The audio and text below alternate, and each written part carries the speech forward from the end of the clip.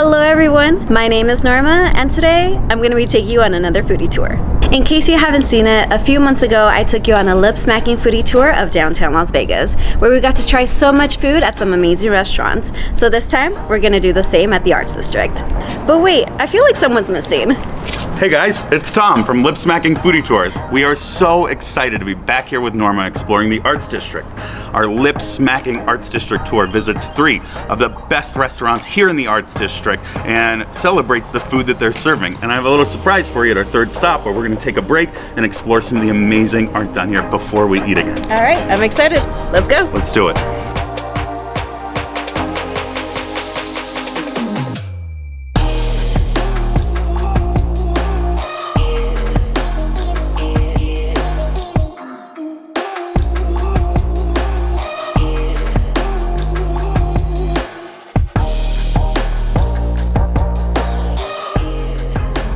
When you start the Arts District tour, you're going to meet up at the first restaurant. In this case, it's Esther's Kitchen. If you are driving here, just make sure you arrive early to find parking, since majority of the streets do have a 2-hour limit. So you would have to park about 2 blocks away. But don't worry, blocks are short and parking is free. Welcome to the Arts District, Norma. So the Las Vegas 18B Arts District is an area downtown that is officially recognized by the city of Las Vegas as 18 city blocks, halfway between Fremont Street and the Strip. And it's where First Friday began 18 years ago. Las Vegas's premier arts and cultural event that draws between 10,000 and 15,000 people down here on the first Friday of every month for an arts walk. And finally, the food. Welcome to Esther's Kitchen. We're starting with a signature cocktail here. This is their Granada Commons. So this is made with fresh squeezed pomegranate, fresh lime, and they finish this with a little aperitivo. So you're gonna get sweet, you're gonna get citrus, acidity, and that aperitivo will give you a nice little undercurrent flavor to enjoy. Okay. What do you think? Oh my God. That's like so many flavors. Yeah, it's got a little undercurrent from that aperitivo, and that gives you that kind of multi-layered flavor, but the citrus and the acidity comes through really clean. Yeah, I know I say this a lot, but it's like a punch in a drink. Yeah. So for our starter today, and beginning all our food for the afternoon, this is their hamachi crudo. Hamachi is a type of yellowtail fish, and they do this crudo style, which means raw. It is a celebration of citrus. There's multiple levels of citrus in the dish. On top, you'll see a little bit of fresh blood orange. They infuse fresh kumquat, and they finish it with a little bit of fennel, which gives you this nice little savory flavor to it. It looks beautiful. I can't wait to bite this. I'm a little jealous. Enjoy. I feel like I need chopsticks for this, but I guess not. Even though it's a fish, there's a lot of crunch to it still. I think it's because of everything else that comes in it. Yes. Yeah, that fennel gives you texture, and a lot of times people say that I say texture a lot, but it's such an important part of eating that when you can layer things in like that give you that feeling, it enhances what you're tasting. Yeah, I kind of want like another one. Next up, we have their beautiful crispy cauliflower. Esther's Kitchen is all about fresh and seasonal. So they bring this cauliflower in. It is lightly breaded, and they use seasonal peppers that have a nice little punch to them, like we were talking about with the cocktail. But you won't get an overwhelming amount of heat. They want a little sweetness from those peppers too, to complement that savory flavor of the cauliflower. They finish this with a little bit of anchovy and garlic, which will give you a nice undercurrent on the flavor. That's really crunchy. And they managed to get that crunchiness without being overly bready, you know? You wouldn't describe it as like a really heavy fried cauliflower. You just get that nice crunch on the outside, and then a lot of the crunch comes from the cauliflower itself, which is this beautiful fresh vegetable. It's almost like a boneless wing. Yeah, absolutely. In fact, a lot of vegetarian restaurants, they do fried cauliflower in substitution, so that you can get all those flavors, textures, and enjoy all the good sauces without having to eat chicken. Okay, I see why. Smart. Okay, so I'm actually really curious to know what this dish is. So I couldn't bring you to Esther's Kitchen, one of my favorite Italian restaurants, without serving you pasta. So this is ratatouille. It's a spiral pasta. It's tossed with this beautiful black garlic cream sauce. And because it's a spiral pasta, it soaks up some of the cream and it holds it as you're eating it. It's dressed with a little fresh lemon that'll give you acidity, and you're gonna get a tiny little crunch because they fresh chopped scallions to cover the pasta before they serve it. Please enjoy. Okay. I've never seen a pasta like this before.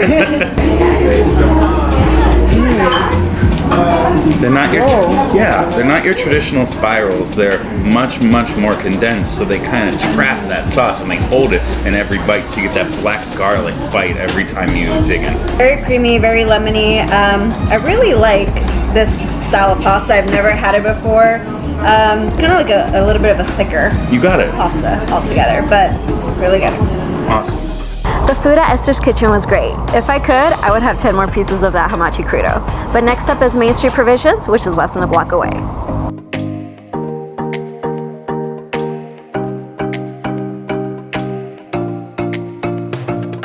Our next restaurant is Main Street Provisions, helmed by Chef Justin Kingsley Hall.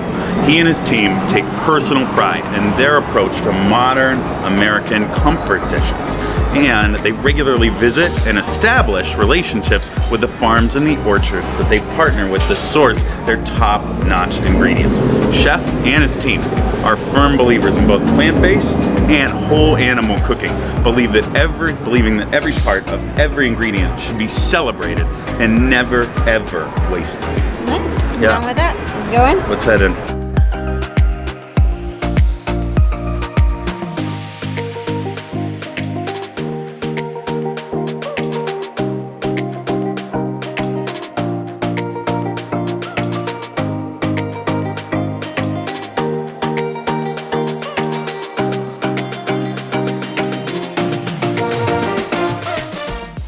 Welcome to Main Street Provisions. We're beginning where all good things do, with a nice signature cocktail. This is their Spritztacular, done with Ketel One botanicals, peach and orange. A little bit of rhubarb liqueur, a little bit of fresh tonic as well. Brings the whole thing nicely together. Nice. Enjoy. It's a really big glass. It's the Arts District. It's Las Vegas. We don't do light drinks. This is so refreshing. Yeah? Yes, very refreshing. Yeah, definitely that orange and the peach. Yeah. Definitely lots of peach in here. Ketel One Botanicals is a really cool variety of vodka. They do these really nice infusions, so you get these natural flavors in the drink, and it doesn't taste fake or too sweet, which is nice. Yeah, I like it a lot. Definitely need this poolside this year. First up, here at Main Street Provisions, we have their trumpet salad. Trumpets are a type of mushroom. They have big caps, and they are a little thicker, and they have a more meaty texture to them. In the salad, you have two types, raw and roasted. It's all topped over wild desert bloom greens, which will give you a nice natural peppery flavor. Little roasted pistachio and crispy onions. Those give you some nice texture in the bite. The dressing is a mushroom shoyu dressing. Shoyu is like a type of soy sauce with a really specific set of ingredients and fermentation, and they finish this with some fresh herbs that'll give you a little boost in the flavor. Wow, okay. Let's dig in. Enjoy. Okay, big bite. I like what you said about that it's very light dressing. Yes, I don't feel like this is drenched. Like it's very light, very soft. I hate when my salad is swimming in dressing. At that point, it's like, why even order one? So you said they're like desert greens, right? Yeah, so these are wild desert greens. They do bloom in the desert, and they have a nice natural peppery flavor to them. Yeah, I mean, I don't want to like compare it to arugula, but it's kind of, I see the desert Yeah. in it. It's similar to arugula. This is a mushroom? That's a mushroom. I thought it was like an artichoke or something, but I like this. Next up, we have their young Harissa carrots. So these young carrots have a nice natural sweetness to them because they're younger. These guys are roasted, so they get this really nice char on the outside, which also caramelizes the outside of the carrot, bringing out some of that natural sweetness. They're tossed with some crispy kale, which will give you a nice crunch. They finish this with a little tomatillo sauce on the bottom. Enjoy. Okay. I think I need a knife for this one. Hold on. Dig it. Oh wow, they're so soft. Yeah, when you roast them, it really breaks down the inside of the carrots, so you get them really soft, easy to eat. They should cut almost with a fork. Yeah, I didn't even really need the knife. I just, like carrots. Usually carrots, you need something like a knife.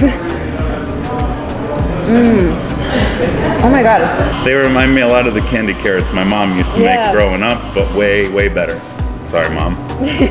Yeah, but this is almost like, I feel like they're closer to yams. You got it. Yeah. You get that nice soft texture to them. And much like at Thanksgiving, when you get your yams a little bit candied, you bring out the natural sweetness and something that's not naturally that sweet. Okay. This is basically the definition of like farm to table. Yeah. Like now from now on, this is what I'm going to picture when I hear that saying. I love it. And get a little kale in your bite too, so you get a little of that crunch. Yeah, definitely try it with kale too. Here at Main Street, they take a lot of pride in presenting quail, which is not something that's easy to cook or all that conventional. They take a lot of pride by using their Fogarty charcoal oven, which actually will charcoal roast the quail, giving it the perfect amount of smokiness to the natural flavor of the meat itself.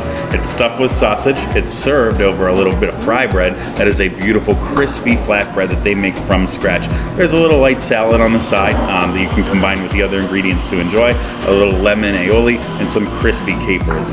This, much like the other dishes, is one of those ones where you want to try and get every bite, every ingredient in every bite. I haven't had quail in 10 years. Really? Probably, so I'm actually really excited to try it again. I don't even remember what it tastes like ever since then. I think I got most of everything in one bite. I think you did. Whoa.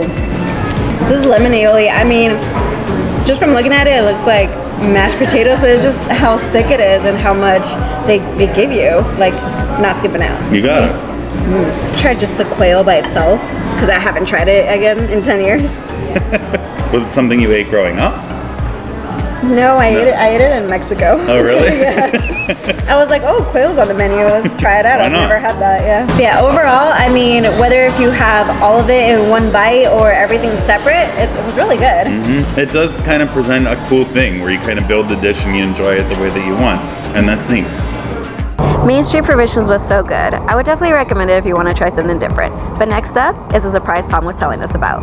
Our next stop is a break before we eat again, where you're going to get to meet Isaac Zovolkin, or as he's better known by his pseudonym, Recycled Propaganda. Isaac is an artist here in the Arts District, and he's been prominently featured in the news for his mural entitled Chain Migration, which features the Statue of Liberty being arrested by Immigration and Customs Enforcement, or ICE. Some folks call Isaac an activist, but he doesn't try to force anybody to think one particular way. Instead, his art is meant to make you think for yourself and draw your own conclusions. He prefers to call himself a thought-provoking artivist. Okay, I like that word. Let's go meet him.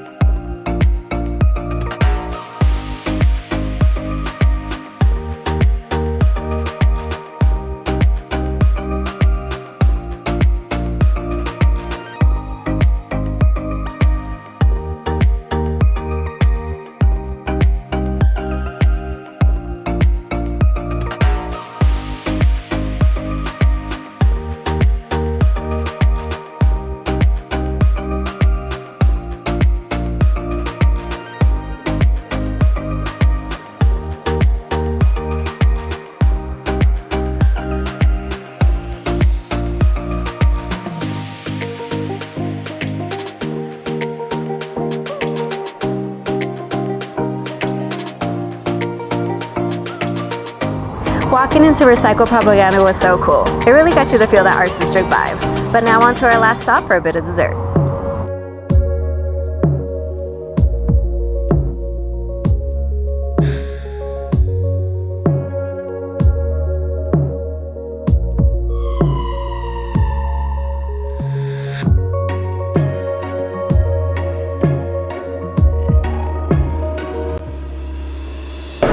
Oh my god, look at all these desserts.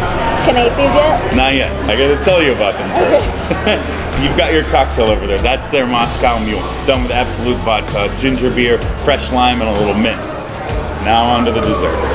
You've got their chocolate bread and butter pudding. House-made bread baked right here in-house and slathered with a beautiful chocolate brandy sauce, which is super rich. The bread itself, the bread pudding itself, has a nice crispy exterior. Inside, it's soft, warm, and moist. On the side, we have a little fresh vanilla ice cream. On my side of the table, this is my favorite. It is the sticky toffee pudding.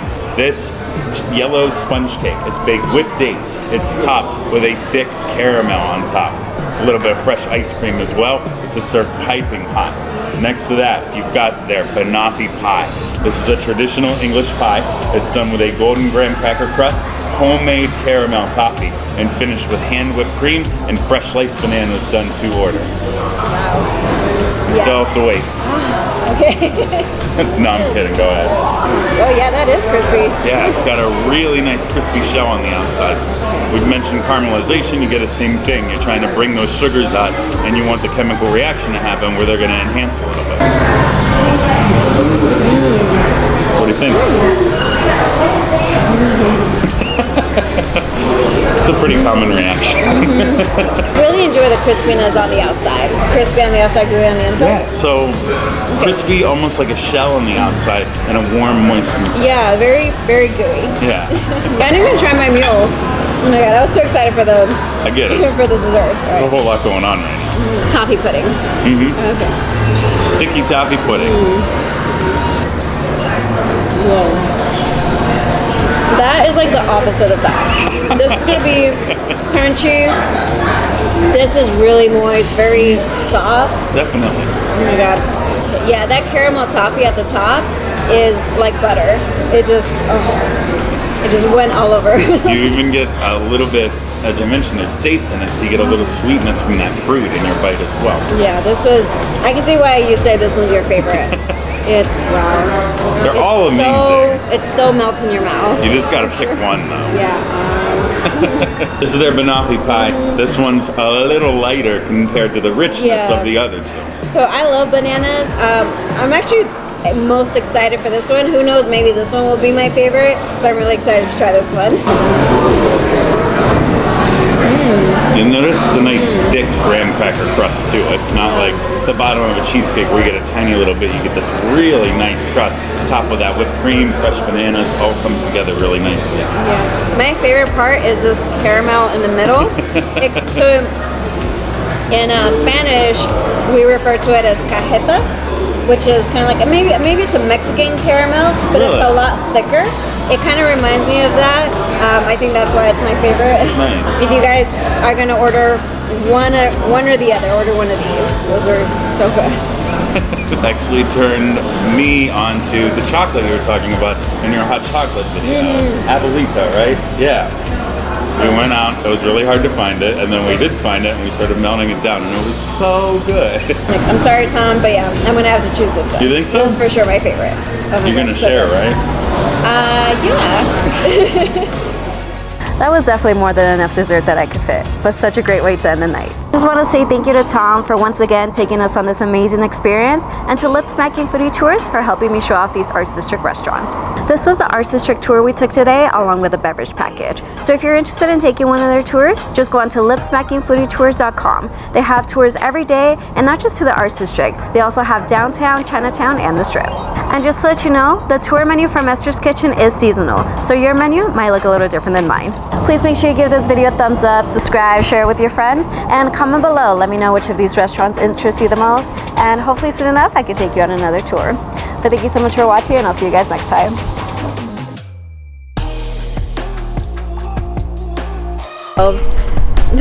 You look so bad. Hey guys! Oh, that's too high. That's way too high. So welcome to Norma's Kitchen. Yes! No. It's a city, it's a part. All right. Back here with Norma, exploring the Arts District. Our down...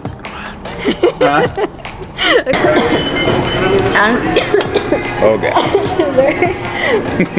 We have their young Harissa carrots. So Harissa. Sorry. Yeah, I did something weird. All right.